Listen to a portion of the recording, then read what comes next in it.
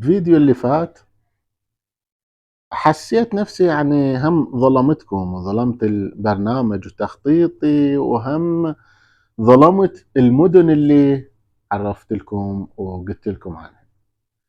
ففكرت قلت شو اسوي اللي تصير احسن اذا انا بمكانكم اريد اروح لايران.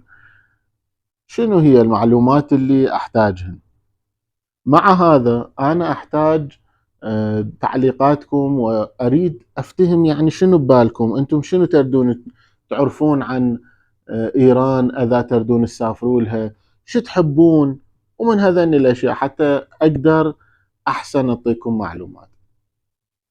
فقررت اللي شو أسوي، أقول لكم بكل مدينة اللي نخطط لها شنو بيها، وانتم تصممون كم يوم تظلون، وين تردون ترحون، وش تسوون بيها.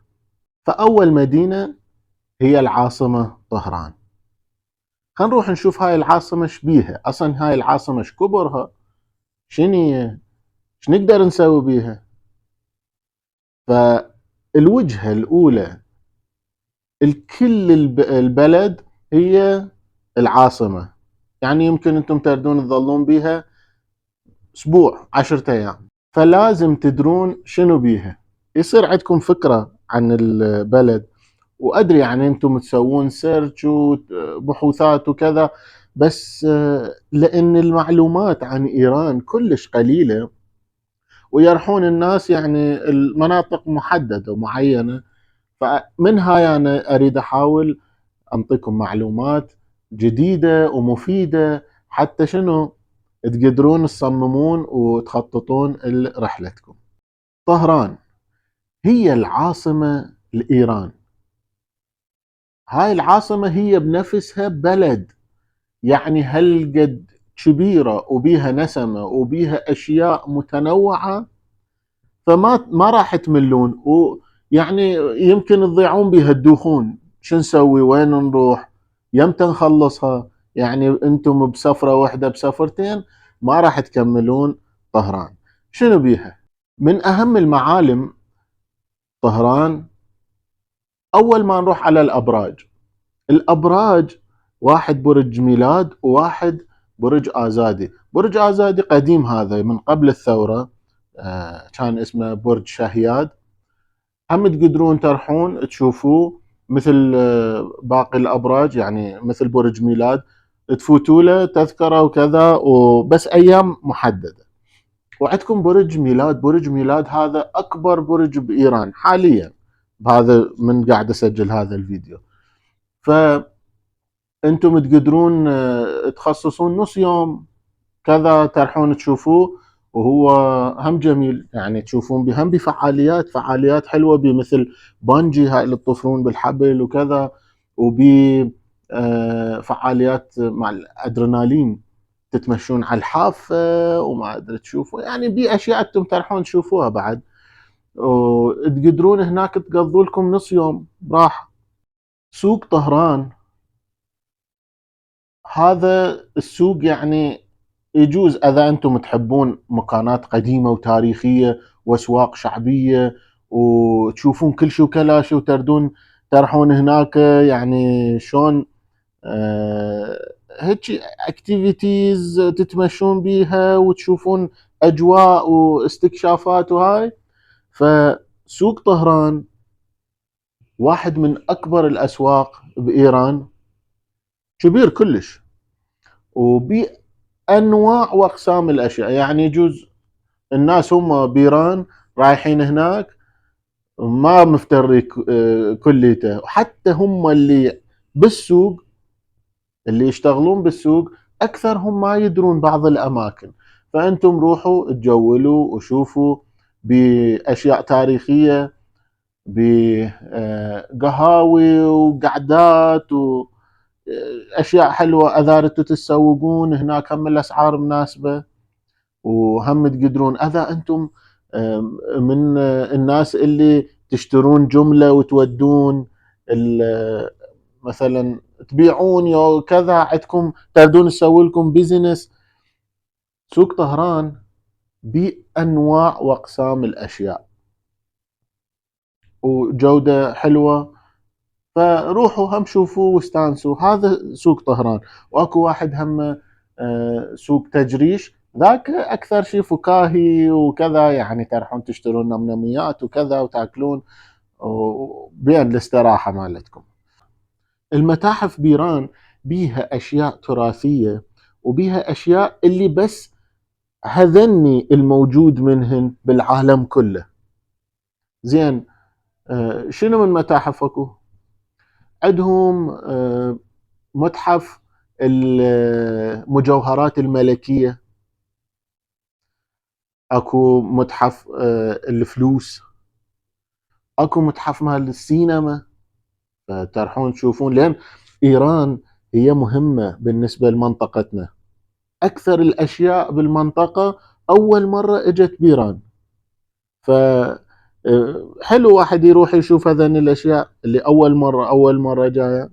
اذا انتم تحبون التاريخ، يعني من محبين التاريخ، ولا اذا انتم هم شوية زينين ويا التاريخ ويعجبكم الاشياء التاريخية الحلوة مثل القصور وكذا، فهي طهران بيها مجموعة قصور مهمة، هم ايران هم للمنطقة مالتنا. فيعني تقدرون تروحون. اذا رحتوا بازار بزرگ هو السوق الكبير بطهران، فيبعد عنه هيك يجوز 200 300 متر، تجون تروحون وين؟ المجموعة جولستان. هاي جولستان مجموعة قصور كلش مهمة. مو بس مهمة هي بتاريخ إيران بحضارات مختلفة، بس مهمة هي من نظر المعماري، من نظر الديكورات اللي بيها. فأنتم تروحون تشوفون مثلا أكو أشياء مواعين وكذا، بس شنو تشوفوهن من غير شكل، يعني مو مثل الأشياء اللي احنا متعودين عليهن. يود مثلا تروحون تشوفون، شو اقول لكم، ها بفرد مكان اسمه تالار آينة. آينة يعني مراية. كل مكان هذا متروس مرايات، يعني مسوي بمكان ما يسوون جص وكذا ويسوون خشب هيك رايح. فشنو كليته مرايات، فراح تنبهرون به. وعندكم اذا رحتوا التجريش، شو اسمه كان؟ عندكم كاخ سعداباد، عندكم كاخ نياوران. هو اسمه كاخ، اسمه قصر، بس شنو مجموعة كبيرة وبقصور مختلفة. فاذا رحتوا هو هذا سعداباد، راح تشوفون هناك حتى تشوفون البدلات مالت الملكة اللي مال حفلة زواجهم وما ادري مال المناسبات المختلفة. راح تشوفوها هناك، اللي مثلا ديور مسوي او سان لوران مسويهن. المهتمين بالفاشن وهاي يعرفون هذين الاسامي. فاكو شنو بعد اقول لكم، تشوفون البيت هو الملكي شلون كانوا عايشين من ذاك الزمان، كمبيوترات وكذا. ف هو هناك بهاي المجموعة هاي المحبين السيارات، اكو متحف سيارات خاصة بالملك. تروحون تشوفون هناك اصلا عجايب، بس مثل هذا مسويه بس للملك الشاه ايران، بس هاي بالعالم يعني ماكو مثلهن.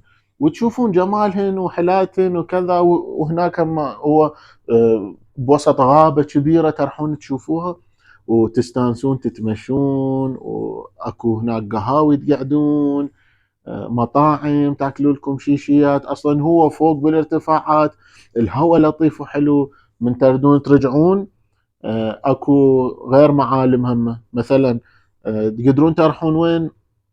هو بذيك المنطقة تروحون الدركة، تروحون الدربند. هذني مسوين اماكن سياحية على الجبل. فانتم تروحون الماء ينزل، الهواء الحلو، المأكولات الطيبة، وشيشة ونارجيلة وكذا، والقعدة الشجر وهاي والفواكه. فبعد ايش تردون؟ اشياء احلى من هاي؟ فعاليات طهران او هي كلها طهران حسب الوقت اللي تزورها او تزوروها راح تعطيكم شنو فعاليات مختلفة. مثلا اذا رحتوها بالشتاء، هذول اللي يحبون الفعاليات التزلج الاسكي وكذا، يعني هاي توشال، اسمها توشال، تروحون هناك وبرخص التراب، يعني ارخص من كل العالم. تروحون هناك فعاليات حلوة، كل شيء عندهم، تعرف ما تعرف هناك اكو. اذا تريد تقدر يعني اذا تردون تقدرون تأجرون تجهيزات وملزومات وكذا. واذا تعرفون بحدكم تروحون بمكانات مختلفة. هذا توشال فد وقت يعني بزمان قبل آه، كان يعتبر من واحد من هذني الأماكن المهمة للتزلج، يعني حتى مسابقات وكذا هم كانوا يسوون بهن على الطراز العالمي. ها فإذا أنتم من محبين ومن عشاق هذني الأشياء، الشتاء راح يبهركم هناك طهران، ترحون التوشال وكذا، معنويات حلوة. بعد شنو اذا رحتوا مثلا بالصيف، واكو العاب مائيه وكذا، بحيرات واشياء وهاي حلوه. بس اذا انتم ساكنين بايران راح تتوجهون اللي احسن وقت للسفر لطهران راح يصير الربيع، يعني اول ربيع هو بعيد نوروز 15 يوم. طهران باحلى حالتها، بانظف حالتها، وماكو لا ازدحام لا شيء لا هاي، فراح تنبهرون وتنبسطون. اذا انتم من محبين الجبال وتسلق الجبال، واذا انتم حرفيين يعني محترفين بهاي القضيه، طهران قريبه عن جبل دماوند، يجوز سامعيه. فانتم تقدرون تروحون اماكن اكو مختلفه، تروحون بيس كامبات وتصعدون لهناك اذا عندكم تجهيزات. يعني اذا تجون خصيصا لهذا الشيء فراح يبهركم دماوند. دماوند هو واحد من اهم الجبال بايران، هو اصلا يعتبر مثل رمز بايران. واذا انتم تحبون او تسوون فعاليات هاي الصخور، يعني تسلقون الصخور، هم تقدرون تجون، هم اكو هو هناك بدماوند وهاي تقدرون تسلقون الصخور. يعرفون هذول اللي يسوون هيك سوالف يعرفون. اذا انتم تحبون البالونات، هذا المنطاد هذا اللي نفخوه الحراري، واذا تحبون السكاي دايفنج، اذا تحبون بانجي جامبينج، اذا تحبون الكايت وباراجلايدينج، فطهران كل هذين الفعاليات بيها. بس لازم انتم تدورون يعني تسألون عليها. فهذين الفعاليات من احسن واجمل الفعاليات بالعالم. خوش، هسه يظل شنو؟ اهل البطون اللي يحبون الاكل والمأكولات، واهل الفلوس اللي يردون يصرفون، عندكم شنو؟ واهل الافلام السينما والالعاب البلياردو والجولف والبولينج وهاي كذا، طهران مملوءه من هذني. اذا انتم تردون تروحون للمولات وتسوقون يعني براندات نظيفه ايرانيه حلوه. هو اصلا انتم تدرون بطهران اكو مول اسمه ايران مال، وهذا اكبر مول اظن بشرق الاوسط، ما ادري اذا مو بالعالم، بشرق الاوسط. فكلش كبير وحلو. وعندكم سينماهات، اذا عاجبكم تشوفون افلام سينمائيه، يعني تردون تعرفون شنو افلام يعني اجواء السينما وهاي بيران هم تقدرون تروحون. وهذين الفعاليات يعني كلهن رخاصها، مو هيك تفكرون اللي مثلا غالي وش اسوي. الغالي بس بالمشترى، يعني اذا طبيت لك مكان فراح يعني الفلوس مالتك يرحم، اشتري هذا واشتري هذا واشتري ذا. اي قلت لكم على البولينج، على الجولف عندكم فعاليات هيك اذا انتم يعني تحبون او انتم محترفين بالرياضة، اكو مكانات على ما تشتهون اي شيء. اذا انتم مثلا تلعبون بهاي صالات الرياضة حديد وكمال اجسام وهاي، اصلا لا تخاف على البرنامج مالتك، فراح تروح تشوف لك اي مكان. هو بكل منطقة اكو واحد اثنين صالات تروح هناك وتلعب حديد. فاصلا لا تفكر بهيك شيء، مو بس بطهران، بكل ايران. خوش خلينا نشوف بعد شنو. لاهل البطون، شارع سيتير قلت لكم هذا من الشوارع اللي من تفوت بيه جوعان راح تروح بطنك متروسه، وتروح تقعد لك شويه، ومن ريحتهن ومن جمال الاكل وكذا هم راح تجوع يعني، راح تشبعون اكل حلو هناك. اكو مطاعم وكذا يعني، مال مطاعم صيني ياباني عندكم، يعني ايطالي وين فرنسي ما ادري، اشياء مختلفه من كل العالم اكو بطهران الى مطعم. اذا انتم مثلا رحتوا الفرد مول راح اكو مكان فود كورت، فهذا الطابق كله اكل. رحتوا تتجولون وتردون تشتروا لكم اشياء، مثلا موبايلك صار بيه شيء تريد تروح تصلحها وهاي، فشو تسوي؟ تروح للسوق مال الموبايلات مشخص وين، تروح هناك تعطي موبايلك تروح فوق وتعبي بطنك اكلات حلوه وترجع تاخذ موبايلك وتمشي. هاي الاشياء اللي حاولت انا انقلهن لكم من طهران.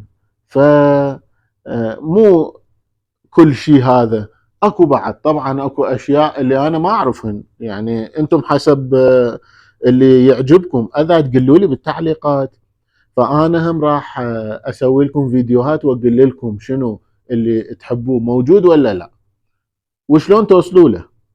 فايش رايكم نسوي هيك شيء اللي انا اخلي خطة السفر، مثلا انتم ب10 ايام باسبوع وين ترحون، يا مدن ترحون، واسوي لكم فيديوهات مثل هذا على المدينة، يعني على كل مدينة اللي بذاك المخطط، واقول لكم بي هذا بي هذا بي هذا، وهذا احسن وقت للسفر له وكذا. فاذا حابين هذا الشكل من الفيديو كتبوا لي بالتعليقات، لا تنسون اللايك والاشتراك ونشر الفيديو، نشروا للغير. وعلى الفيسبوك هم انا موجود بس شوية اتأخر بالفيسبوك، وتابعوني على الانستغرام لا تنسون. وهاي هي، احبكم.